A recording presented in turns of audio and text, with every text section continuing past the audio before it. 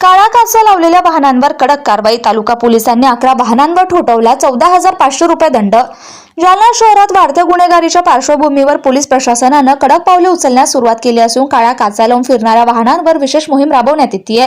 गुन्हेगारांकडून अशा वाहनांचा वापर होण्याची शक्यता लक्षात घेऊन पोलीस अधीक्षक आणि अप्पर पोलीस अधीक्षक यांनी जिल्हाभरात कठोर कारवाईचे आदेश दिले आहेत. सोमवार दिनांक 22 डिसेंबर 2025 रोजी सायंकाळी 6 वाजेच्या सुमारास मिळालेल्या माहितीनुसार या आदेशाच्या अनुषंगाने तालुका जालना पोलीस ठाण्याच्या डीबी पथकानं शहरातील विविध भागात तपासणी मोहीम राबवली.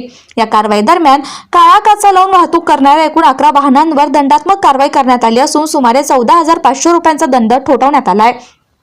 काळा काचा असलेल्या वाहनांचा वापर करून गुन्हेगार शस्त्रांची वाहतूक, बेकायदेशीर हालचाली किंवा गुन्हे करण्याची शक्यता नाकारता येत नाही. याच पार्श्वभूमीवर पोलीस अधीक्षक अजय कुमार बन्सल, अप्पर पोलीस अधीक्षक आयुष नोपाणी आणि उपविभागीय पोलीस अधिकारी अनंत कुलकर्णी यांच्या मार्गदर्शनाखाली ही विशेष मोहीम राबवण्यात आली.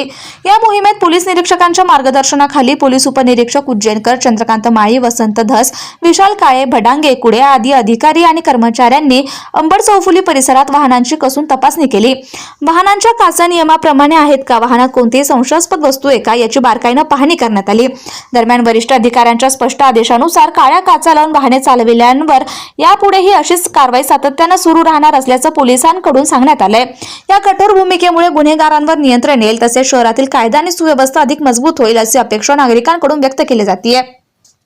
पोलीस प्रशासनाने घेतलेल्या या ठोस पावलांमुळे सर्वसामान्य नागरिकांमध्ये सुरक्षिततेची भावना निर्माण होत असून गुन्हेगारी रोखण्यासाठी पोलीस दलाने दाखवलेल्या तत्परतेचे नागरिकांकडून कौतुक केले जात आहे.